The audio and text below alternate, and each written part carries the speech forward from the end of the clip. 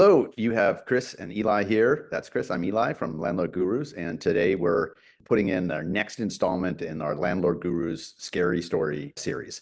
Today, Chris is going to share a frightful story of his from his ADU, his accessory dwelling unit that's in his house. And Chris, this is something you didn't want to deal with. So tell us what happened. Like Eli mentioned, we have a ADU in the basement that we were renting out on short-term rental platform. We haven't really discussed the whole short-term rentals, but that's something we intend to get into at some point here. But yeah, so it was listed and rented through one of the common platforms, and had some guests down there. And I guess the first thing I'd say about short-term rentals is it's sort of a combination of property management, but also kind of hospitality or guest services or whatever. So we had some guests down there, and they had let me know that the toilet wasn't flushing. And so, we dealt with clogged toilets all the time, and Happens. it's in general, yeah. And so, I said, well, maybe you want to plunge it, I guess, or, see what you can do. There's a plunger down there, and let me know if that works or not. And after not hearing from them for a little while, and I got a little concerned, and so I reached out again and said, did you get it fixed? And, they said, no, it's still clogged. And I think maybe even they said it's coming out of the bathtub at this point. Ooh. So yeah, I went down there and checked that. And then also to back up a little bit, it's a basement apartment unit. And so for the plumbing for the bathroom and the sinks and everything, everything feeds into a kind of a well, or not a well, but a receptacle. Yeah, which then we have a pump in there that pumps it out of there and then back into our main sewage line.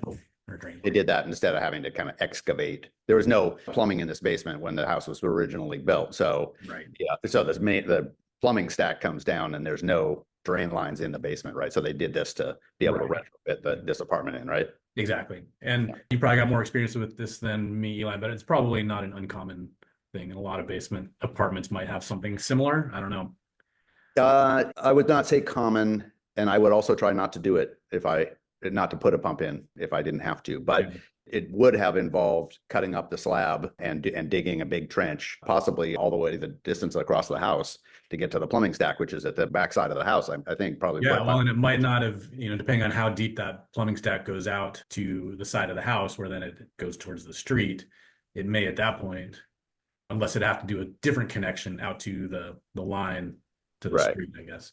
But anyway, this was done before we ever got the house or anything like that. So I was actually a little bit unfamiliar with how the whole system worked. I knew that it was there, and I knew that the pump was there, and the receptacle is in the floor through a utility closet in the apartment. And which at that point we had kind of closed off from visitors. We had some stuff that we put in there for storage as well. And there was no need for short-term guests to ever access it. So we closed it up and locked it off. Right. So anyway, when it started backing up through the bathtub, I went to go check it out. And at this point, I got in there and it was coming out of that closet door on the floor. It was all on the floor in the bathroom and through the whole kind of main kitchen area. Brown, dirty water coming out. Yeah. No carpet in this area. No carpet. All vinyl or? Yeah, vinyl. No, that's about as good a scenario as you can get. Yeah, exactly. Pretty still nasty.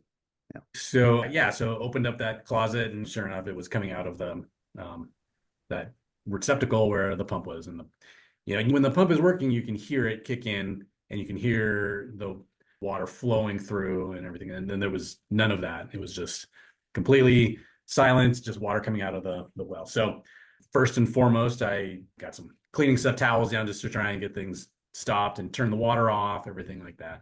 But yeah, it was kind of, what do I do now? And what do I do about the tenants? That kind of thing. So in my first order of business, I guess, really was to contacted a number of the emergency plumbing companies, and finally got through to somebody who knew and had experience and could come out immediately. And they knew what it was. And I think they may even have been the original people that put the pump in, just based on the stickers that were, plastered to the system down in the basement.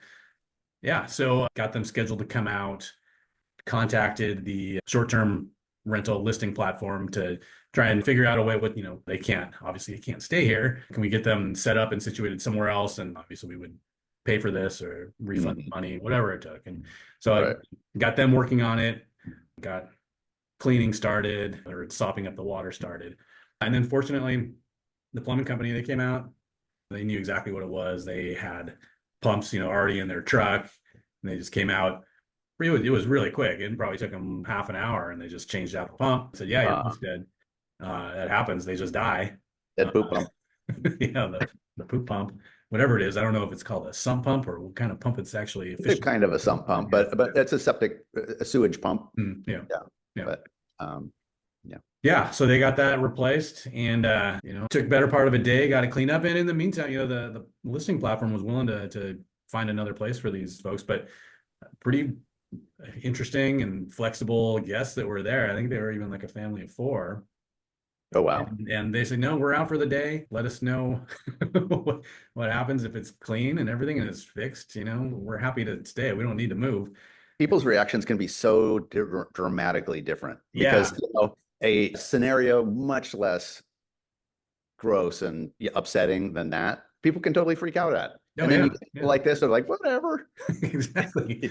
And they were great about it. I ended up refunding at least one night of their stay, if not more, but I can't remember. But yeah, they were very flexible, very laid back about it. And you're right. But my first, thought was, and because you're right, you never know. So my first thought was, you got to get these people taken care of because disaster later.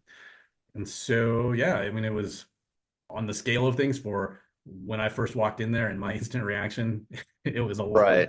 It was not nearly as bad as I thought it was going to be. So just out of curiosity, did the plumbing company give you tips on anything to do to either monitor or maintain that system so that it's not less likely to fail? Yeah, well, they, just like with any other plumbing, they said don't flush anything down the toilet that's not supposed to go down. And then really just kind of probably get it inspected and checked out every, I don't remember how many years they said to do that, but sort of reminds me to put it on my list to probably get it, come check it out again. Probably time. It is time. But you know what? If it's flushing, it's flushing. Well, yeah, exactly. Like it's not going to kind of start wearing out and start acting differently. It's just going to break, right? Probably. Yeah. And in some ways, you may have been fortunate that it was a component that they had access to, they could get to, and that they could just replace. Because sometimes, maybe this will be our next scary story, that I think I told you the saga of the wipes in the plumbing, and that was 20 feet away and entirely compacted. It was several $1,000s just to clear that. Wow. Just to clear that. So yeah, we'll kind of talk about that another time. Right? Yeah, I'll come back to it. Yeah. All right. So anything we left out? No, I mean, sounds like it was resolved relatively swiftly and painlessly. Yeah, I would just say make sure that those systems, and this goes with any system, not just a pump like this, but your water heaters and your heating systems and everything like that. Just, especially when it's not your own house, someone's, living in there, somebody different is living in there. Like you said, you don't know how they're going to react. So it's to be proactive about that kind of stuff. Know when any warranties are about to come up, know when kind of the schedule of replacement should be. And then it's hard to know everything. It's hard to know even everything that you should know. Into this, you could chalk this up to, I didn't know until I knew. So yeah, exactly. So it's right, but a system like that is definitely worth, when you're putting it into service, like if you're starting to rent it out, it might not be a bad idea to have something like that checked out, just because it's pretty consequential, and that's definitely a potential failure point. Yeah. So. Yep.